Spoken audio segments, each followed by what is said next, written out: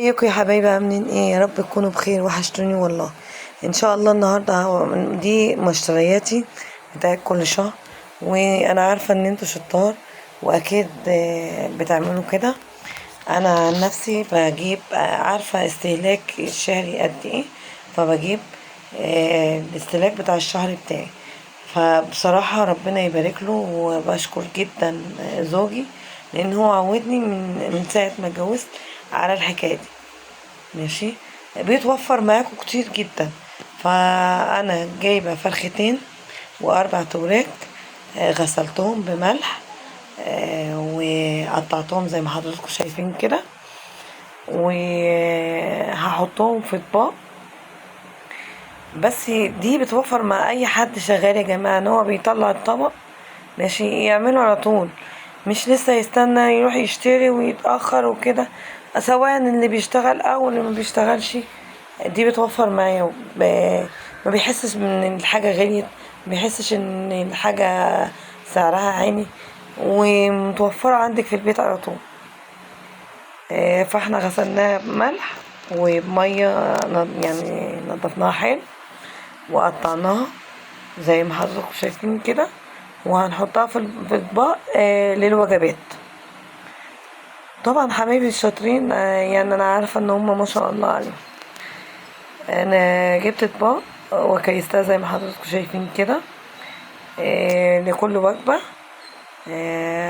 عملت الدبابيس لوحدها اللي هعملها كنتاكي زي ما حضراتكم شايفين كده، الحتت المربعه عشان اعملها في الصواني مع بطاطس. عايزه اعملها لوحدها برضك، تتعمل صينيه مع ببصل بطماطم. وعملت الاكتاف لوحدها برضك زي ما حضرتك شايفين. ودي الحوايج بتاعتها اللي هي الاجنحه والرقبه، حطيتهم لوحدهم برضك، عاملهم ببصل بطماطم بفلفل. عايزه تحطي حتتين بطاطس برضك ينفعوا. فدي المشتريات بتاعتي بتاعت الشهر كلها زي ما حضراتكم شايفين. دول الفرختين والاربع وراك. بيوفر والله معايا في الوقت، بيوفر في انك تفكري كتير، بيبقى عندك كل حاجة. الدبابيس بتبقى موجودة، الحتت المربعة دي بتبقى موجودة، الأجنحة بالحوايج بتاعتها موجودة لوحدها في طبق، كل حاجة لوحدها معروفة. وانا عارفة ان انتوا ما شاء الله عليكم شاطرين. وجبت بالمرة كبدة بمقوانص، الكيلو ب50 جنيه.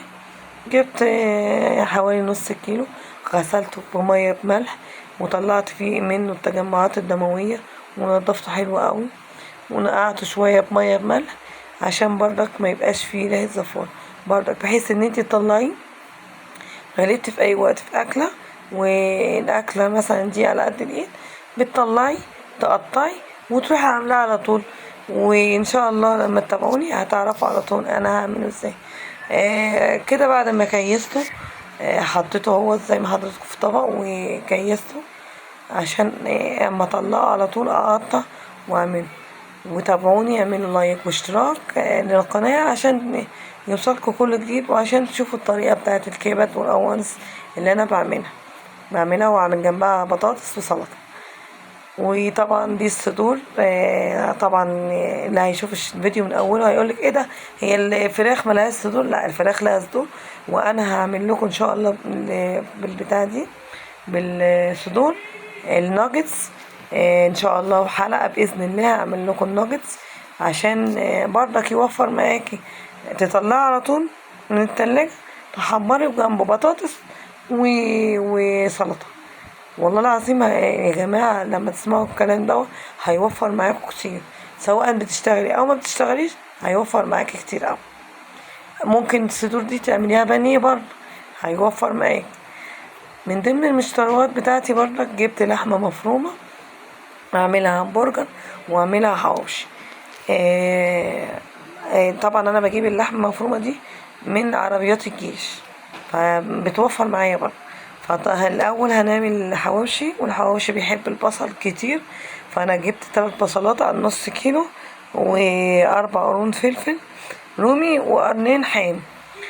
هنحطهم في الكبة ونفرمهم. فخليكم معايا، هفرمهم وارجع لحضراتكم تاني.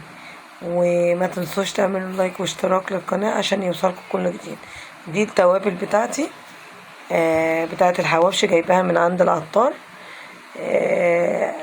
دول كده ب5 جنيه، فهيوفر معايا كتير بصراحة.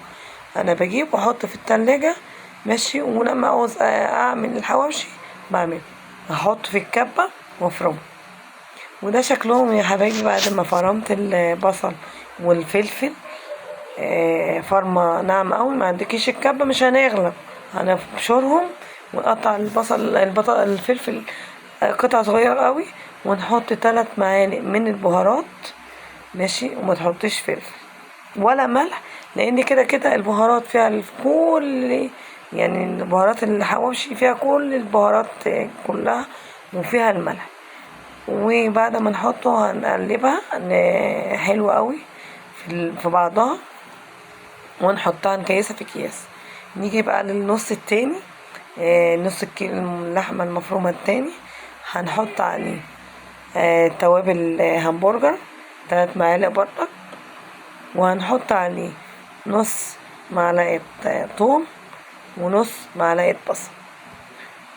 عشان هي كده كده البهارات بتاعت الهمبرجر كده كده بيبقى فيها التوابل بتاعتها كلها ماشي. هنحط دوت وندعكها حلوة قوي مع بعضها، نخلطها مع بعضها عشان تندمج مع بعضها حلوة قوي. زي ما حضراتكم شايفين حطينا التوم وحطينا البصل البودر، ما بحطلهاش حاجة تانية.